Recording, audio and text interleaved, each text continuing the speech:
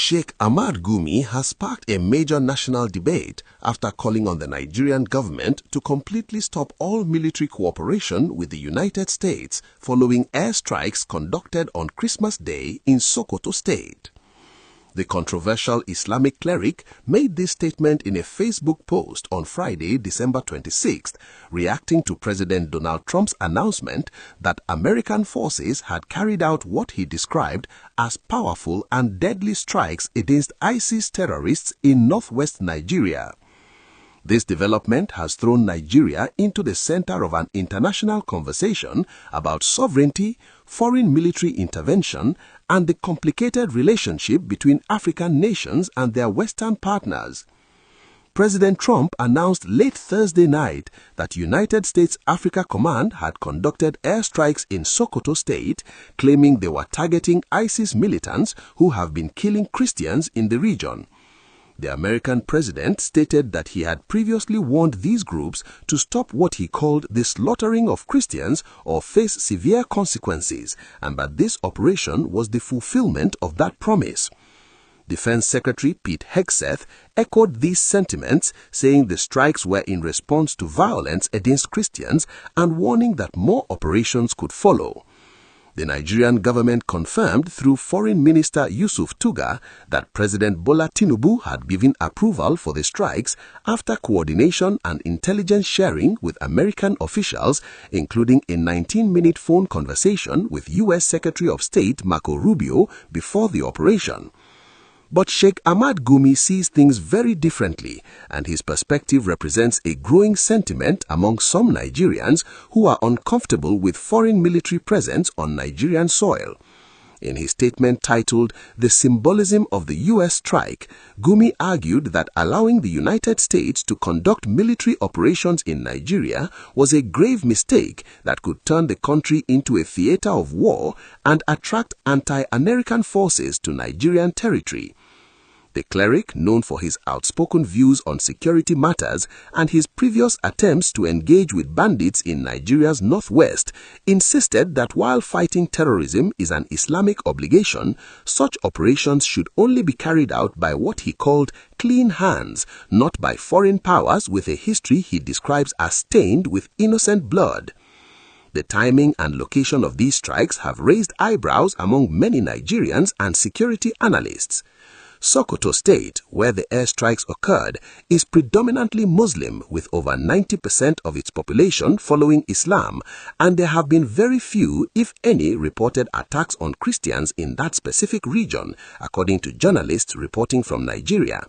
This has led to questions about the intelligence that guided the operation and whether the narrative of protecting Christians accurately reflects the complex security situation in northern Nigeria. Pictures circulating on social media show missile fragments outside a village in Sokoto State, though initial reports suggest the strike did not cause civilian casualties in that particular location.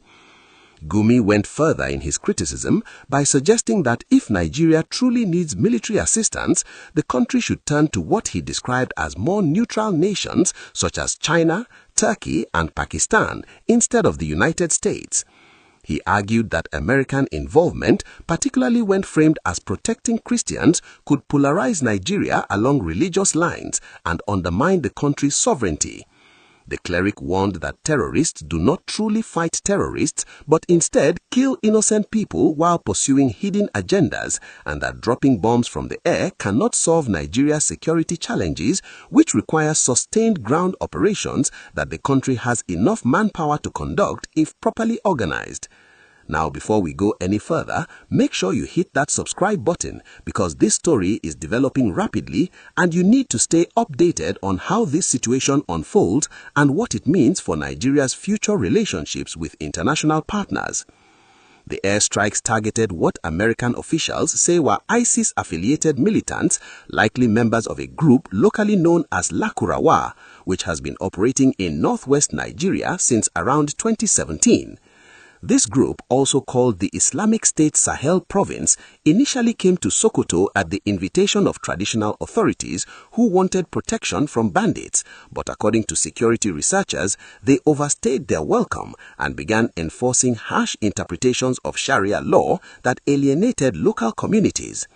Residents now say that Lakurawa has become more oppressive and dangerous than the bandits they were originally meant to protect against, engaging in killings, kidnappings, armed robbery and other violent crimes across Sokoto and Kebbi states. The Nigerian military has been struggling to contain multiple armed groups across the country, from Boko Haram and its ISIS-affiliated offshoot in the northeast to bandits in the northwest and various militant groups in other regions.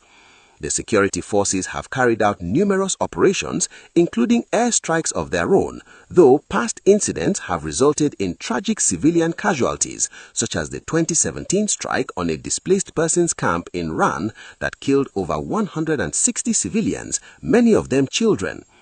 United States involvement in Nigerian security has been long-standing, with America providing over $2 billion in security assistance between 2000 and 2022, including the delivery of 12 Super Tucano warplanes, bombs and rockets as part of a $593 million package.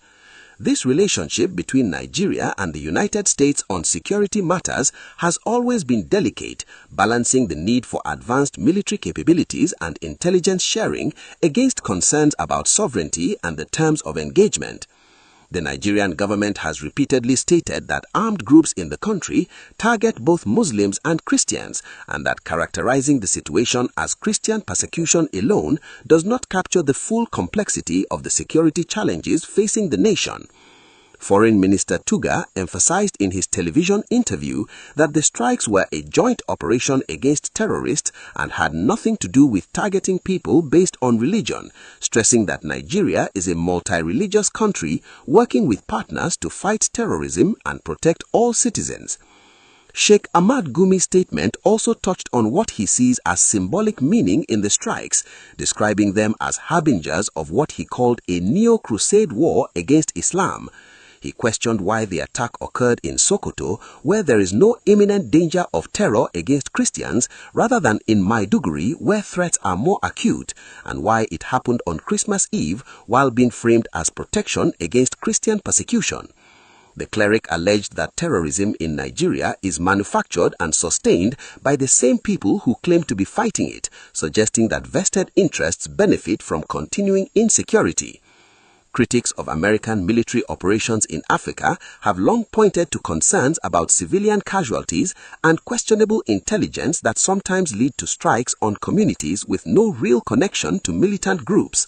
Reports indicate that U.S. airstrikes around the world have frequently resulted in inundated deaths of innocent people, and there are worries that similar outcomes could occur in Nigeria if these operations continue and expand. Defense Secretary Hegseth's warning that more strikes could come has heightened these concerns among those who share Gumi's perspective about foreign military intervention. The debate now unfolding in Nigeria goes beyond this single strike to fundamental questions about how the country should handle its security challenges and what role foreign partners should play.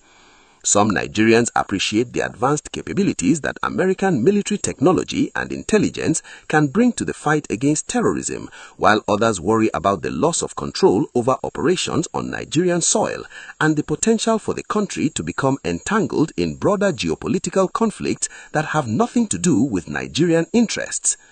The government's confirmation that this will be an ongoing process involving multiple countries suggests that more joint operations may be planned, which will likely keep this debate alive in the coming weeks and months. Security analysts note that military operations alone, whether conducted by Nigerian forces or with foreign assistance, have not been sufficient to resolve the country's complex security problems.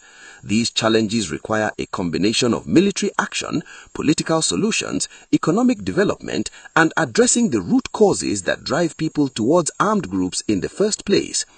The vast forests connecting several northern states make it easy for militants to move on motorcycles to new locations, meaning that airstrikes without sustained ground operations often just scatter the groups rather than eliminating them.